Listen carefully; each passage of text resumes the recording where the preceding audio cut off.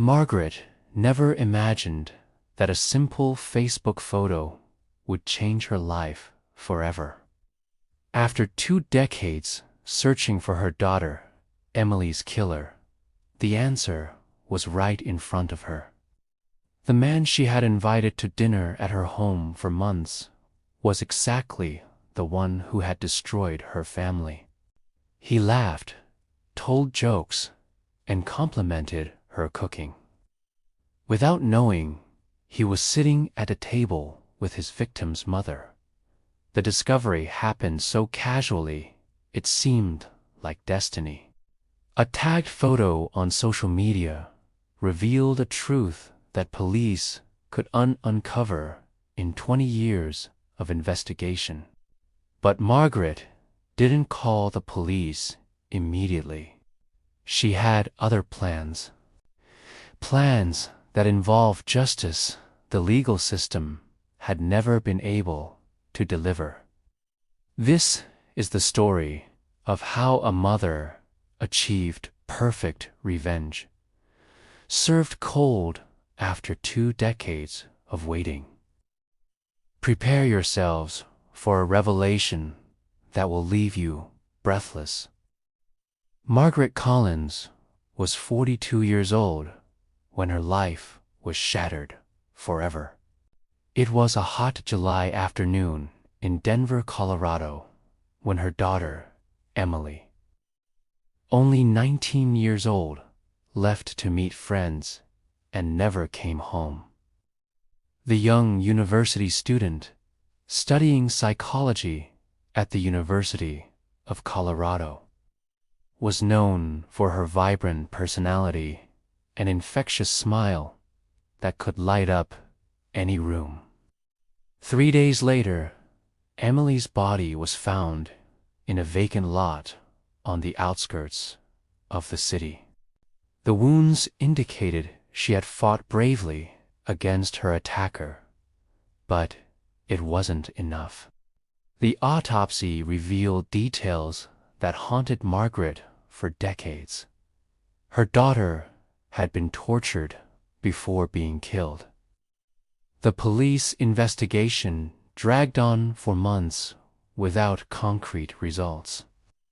Dozens of suspects were questioned, leads were followed, but they all led to dead ends. Emily Collins' case joined the grim statistics of unsolved crimes, filed away in a dusty drawer at the Denver police station. For the police, it was just another cold case. For Margaret, it was the reason she woke up every day. In the first years after Emily's death, Margaret transformed into a tireless amateur investigator. She spent all her savings hiring private detectives, offering rewards for information, and creating awareness campaigns. Her home became an improvised command center with photos, maps, timelines, and suspect lists covering all the walls of her office. Margaret's marriage to Robert couldn't survive the grief. While she consumed herself in the search for justice, he tried to move forward. "Emily won't come back," he would say. "We need to live for the other people who love us." But Margaret couldn't accept that. How could a mother simply move on when her daughter's killer walked freely through the streets? After the divorce, Margaret moved to a smaller house in a quiet neighborhood in Aurora, a Denver suburb. She maintained a job as a librarian, but her true occupation was the obsessive search for truth. She created fake social media profiles, attended support groups for victims' families, and developed a network of contacts among retired detectives and other parents who had lost children to violence. As the years passed, the intensity of the search diminished, but it never completely ceased. Margaret learned to live with the pain, but never with the injustice. She knew that somewhere, Emily's killer was living a normal life, maybe even happy, while she carried a hole in her chest that would never be filled. In 2019, at age 62, Margaret decided to retire early. She wanted to dedicate her remaining active years entirely to the investigation. That's when she met David through a dating app for mature people. He was a widower, 58 years old, worked as a retired mechanic, and seemed genuinely interested in building a serious relationship. David was attentive, kind, and respected the fact that Margaret was still dealing with her daughter's loss. He never pressured her to talk about Emily when she wasn't ready, but always offered a friendly shoulder when she needed to vent. Slowly, Margaret began to allow a little light to enter her life again. For 8 months, they met regularly. David took her to dinners, walks in the park, and even convinced her to take a small trip to the mountains. For the first time in 20 years, Margaret found herself thinking about something other than Emily's death. She began to consider the possibility of actually rebuilding her life.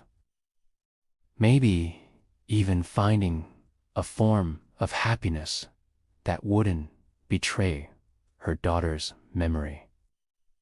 It was David who suggested she create a Facebook profile to connect with old friends and maybe find other people who had known Emily. It might be therapeutic, he said, keeping her memory alive in a positive way. Margaret resisted at first, but eventually created the profile, posting some old photos of Emily and sharing loving memories. The cruel irony of fate was about to reveal itself in a way that not even the most fertile imagination could conceive. It was on a Tuesday morning, while having coffee and casually browsing Facebook, that Margaret saw something that made her blood freeze in her veins. One of her former work colleagues had posted photos from a reunion of ex-library employees. Margaret was scrolling through the images when she stopped abruptly at a specific photo. There was David, smiling broadly, wearing exactly the same blue plaid shirt she had seen in his closet. But it wasn't just that which disturbed her. The photo's caption read, "David Martinez finally came out of his shell. First time we've seen him at social events since that terrible mess in the early 2000s. Margaret felt as if the ground had disappeared beneath her feet. David Martinez.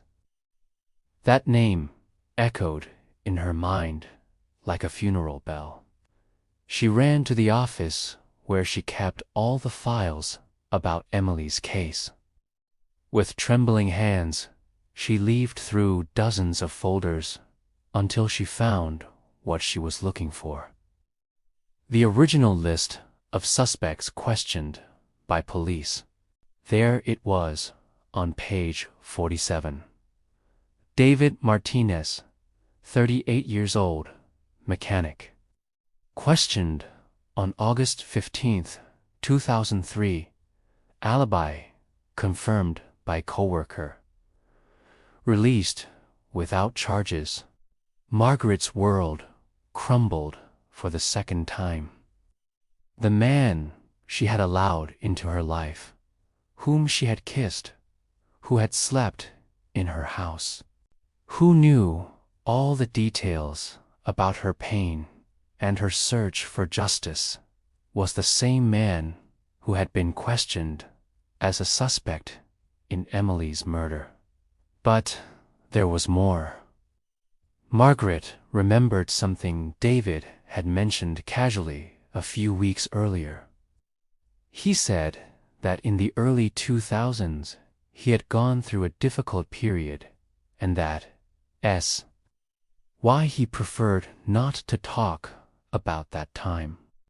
At the time, she assumed he was referring to his wife's death, but now everything took on a sinister meaning. With the precision of an experienced investigator, Margaret began connecting the dots. When she mentioned certain characteristics of the crime, he made comments that seemed suspiciously specific. "It must have been terrible for her," he said once, "especially considering how it happened." Margaret, at the time, thought he was being empathetic, but now she realized he knew exactly how it had happened because he was there. The most shocking realization came when she reviewed the text messages between them. David always seemed to know when she was having particularly difficult days related to Emily's death anniversary, or when she had visited the grave. He would show up with flowers or with a caring message at exactly the right moments. Margaret had interpreted this as sensitivity, but now she understood it was guilt. He knew the dates because they were also significant to him. For 3 consecutive days, Margaret couldn't eat, sleep, or maintain any appearance of normalcy. She canceled the meetings with David, claiming to be sick with the flu, while processing the magnitude of the discovery. How was it possible that the universe could be so cruel? How had her daughter's killer managed to infiltrate her life so intimately? But then, on the 4th day, something changed inside Margaret. The devastating pain began to transform into something more powerful, a calculated and cold fury. She realized she had been gifted with a unique opportunity. After 20 years of fruitless searching, the killer had voluntarily delivered himself into her hands. He had not only revealed himself, but had developed genuine feelings for her. Margaret began formulating a plan. She wouldn't call the police immediately. There were no guarantees they could prove David's guilt after so much time, especially considering he had been released once. Moreover, even if he were convicted, it would mean only a few years in prison. It wasn't enough. Not after 20 years of emotional torture. David had stolen the best years of Emily's life. He had destroyed an entire family. Now, it was time for him to pay a price equivalent to the damage caused. Margaret decided she would give David exactly what he had given Emily: a slow, painful, and terrifying death. But first, she wanted him to know exactly who she was and what he had lost. She wanted to see him beg the same way her daughter had probably begged. Revenge would be served, but it would be served with the patience and precision that only a grieving mother could offer. Margaret spent the next 2 weeks meticulously developing her plan. Every detail was carefully thought out, every move calculated with the precision of a deadly chess game. She knew she would have only one chance, and there could be no margin for error. First, she needed to be absolutely certain of David's guilt. Even with all the circumstantial evidence, a part of her still hesitated to believe that the man who had been so kind to her could be capable of such monstrosity. During their meetings, Margaret began asking apparently innocent questions about his past, always casually, never showing suspicion. The final confirmation came in an almost poetic way. During a dinner at home, David went to the bathroom and forgot his phone on the table. A message arrived, and the screen lit up, showing a photo he had secretly taken of Margaret sleeping. But that wasn't all. Margaret quickly saw that he had a folder with dozens of photos of her, some taken without her knowledge, from long before they had officially met. He had observed her, studied her, chosen her as a target long before approaching her. The entire relationship was a macabre performance. David hadn't fallen in love with her by chance. He had deliberately seduced his victim's mother. It was the final act of his cruelty, a psychological violation that complemented the physical crime committed against Emily. That night, Margaret could barely disguise her revulsion when David returned to the table. He noticed her mood change and asked if everything was all right. "I'm perfect," she replied with a forced smile. "Actually, I'm thinking about preparing something special for you next weekend. A surprise." Margaret's plan was elegant in its simplicity.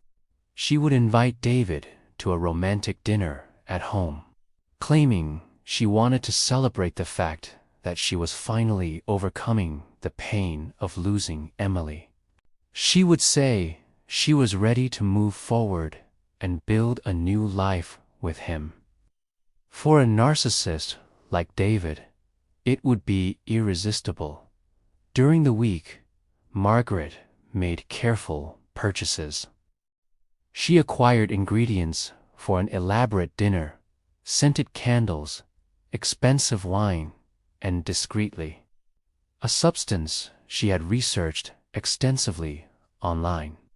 Something that would cause gradual paralysis but keep consciousness intact. She wanted David to feel everything, but not be able to react. On Friday night, everything was prepared. The table was set with Margaret's finest china. Candles created an intimate atmosphere, and a playlist of soft music played in the background. When David arrived, he brought flowers and a bottle of champagne. "To our new life together," he said, kissing her forehead with false tenderness.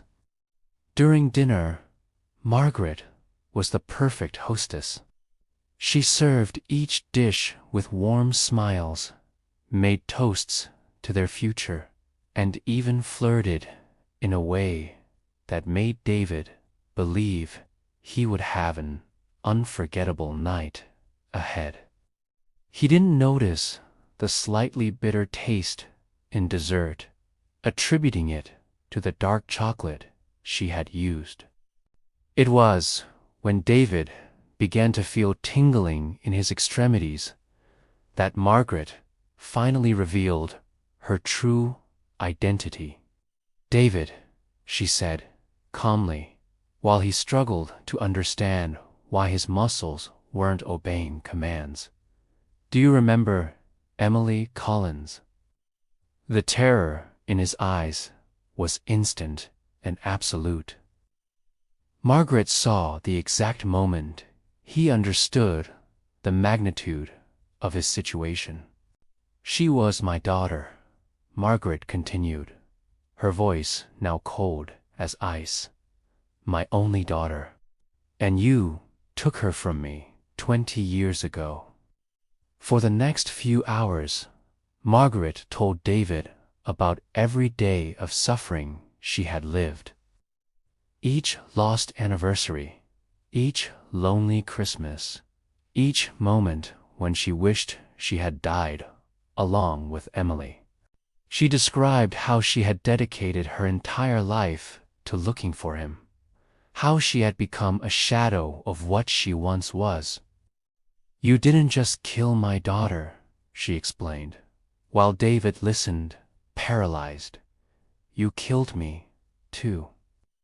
But unlike her, I lived with that death for 20 years.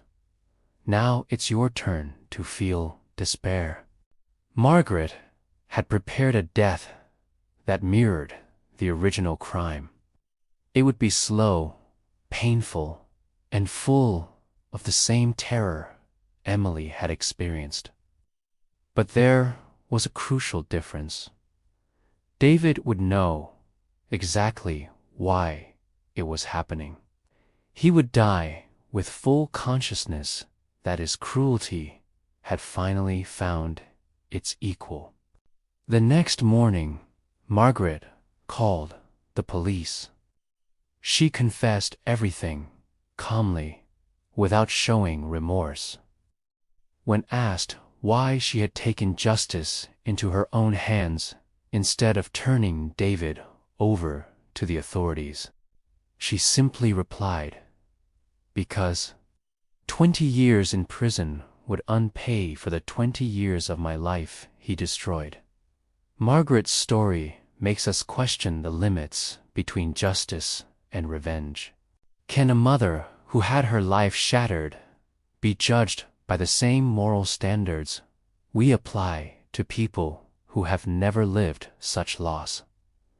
The justice system failed Margaret for 2 decades. When institutions abandon us, how far can we go in search of reparation? Margaret Collins serves a life sentence today, but according to reports from those who visit her, she sleeps better than she had slept in 20 years. Emily can finally rest in peace, knowing her death was avenged.